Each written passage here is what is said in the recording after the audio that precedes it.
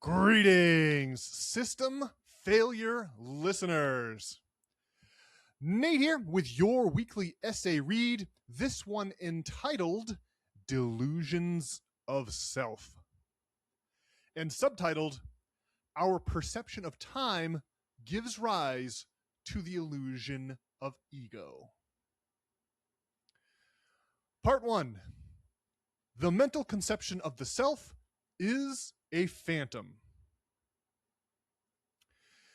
The Apology is Plato's account of the speech Socrates gave in his own defense at his trial in 399 BC.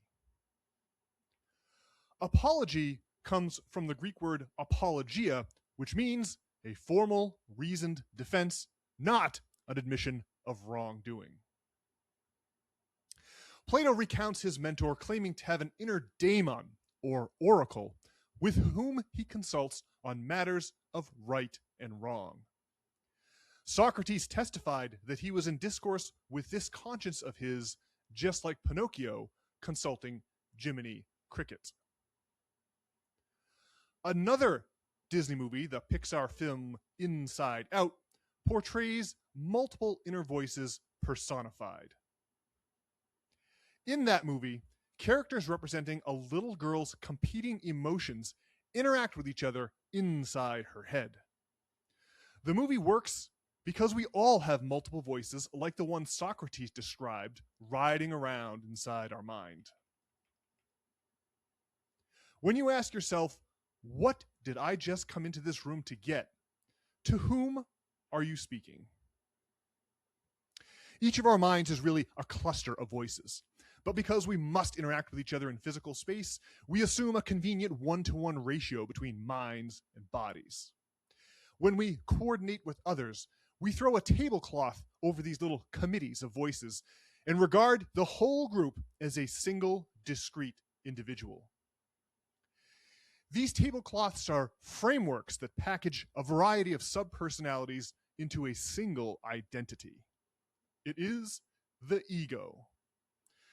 Though it's the most useful of fictions, your ego is entirely a mental construct. The late ethnobotanist Terence McKenna loved to define the ego as a tool we use to know which mouth to feed at the dinner table. It's the mental reflection of your physical body. You walk around all day behaving as if this reflection is really you, but it's actually just a phantom. You are no more your ego than you are your reflection in the mirror. Part 2. The individuality of our physical bodies is an illusion. Beethoven's symphonies are conventionally experienced in a concert hall as sound, but they can also be visually experienced as sheet music.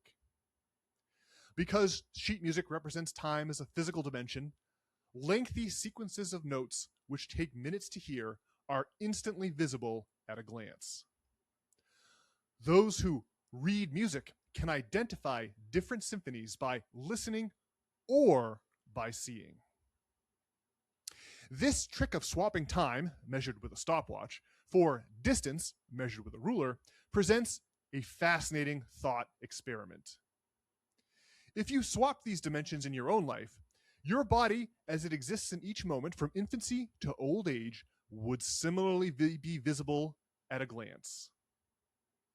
From that bizarre perspective, you'd appear to be bodily connected to both your ancestors and to any descendants you might have.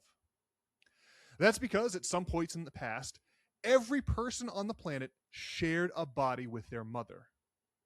Motherhood is the forking of a single individual into two or more individuals, just as a tree trunk forks into multiple branches. That's what makes the family tree such a common metaphor. But we'll take a head of broccoli for an analogy instead, because it's the same shape but smaller. Stalks propagate along the length of a head of broccoli, just as generations of human families propagate over time. A single stalk divides into several branches, which then divide into still more branches. Our broccoli metaphor is just like sheet music, where time is swapped out for distance.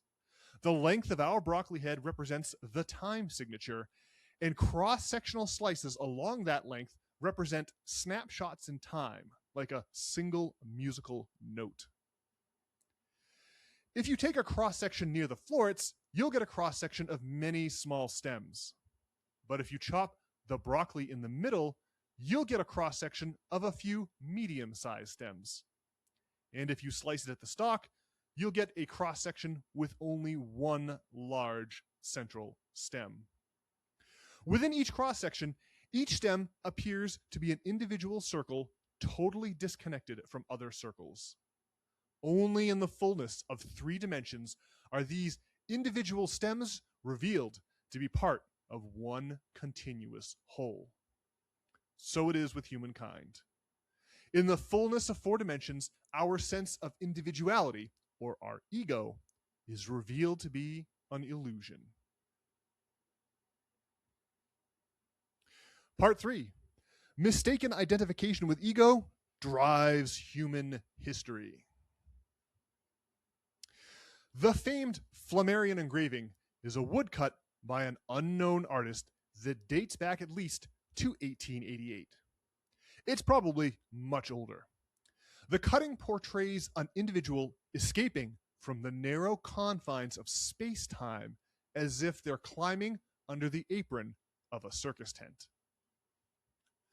The thought experiment of swapping time for distance allows us to make a parallel escape into the fullness of 4 dimensions. If we imagine reading the sheet music of our lives instead of experiencing the symphony, the past and future would be hidden around a corner in time, like the first and last notes of a symphony appearing on the same page. If we could take in the entire human story in a single glance, a particular geometry would become clear. Each successive generation sacrifices on behalf of the next. Some parents will always be neglectful, but the human species owes its evolutionary success to a broad strategy of heavy investment in our offspring. This geometry suggests a certain moral imperative. When we operate correctly, parents make sacrifices on behalf of their children. Their children, in turn, do the same for the next generation. In this way, humankind bootstraps itself ever upward and onward into the future. But what is the opposite of sacrifice? Instead of stocking the cupboard for the future, some of us have been known to steal from it. The ego motivates people to hoard resources for themselves or for an in-group, forgetting that, in the fullness of 4 dimensions, there's really only one human family. We make a grave error when we identify as our egos rather than as the entire human species at large. Conclusion. The Greek philosopher Plato identified pleonexia, or wealth addiction, as the driver of the great political and economic cycles of human civilization. Human history is animated by an eternal tension between what's good for the species as a whole and what's good for the individual ego. Evolution provided us with the anatomy and the instincts to propagate our species over millions of years. But as a final modification, natural selection also outfitted each of us with an ego. Egos are indispensable tools for coordinating between people. But if they grow too large, a single ego can threaten entire human societies like a cancerous tumor. Our interconnectedness as a species is hidden by our handicap of perceiving time as a series of snapshots rather than as a continuous whole. The result of this blindness is a tendency to wander through life, seeking to glorify our own individual egos instead of the human race as a whole. Alrighty, folks. Well, that does it for this week's audio essay. I hope you enjoyed it. If you did, consider paying us a little visit over at systemfailure.org. There you can read the text version of the weekly essays, like the one you just heard. You can sign up to receive these weekly essays each and every Sunday morning right there in your email inbox. The text version, of course, comes complete with flavor text in pictures like the Flammarion engraving or the broccoli analogy. Alrighty, folks. Well, I will be back on Monday with Brian, inevitably, of course, with another regularly scheduled edition of the Good Old System Failure Podcast. Can't wait to talk to you all then. In the meantime, please have a fantastic week.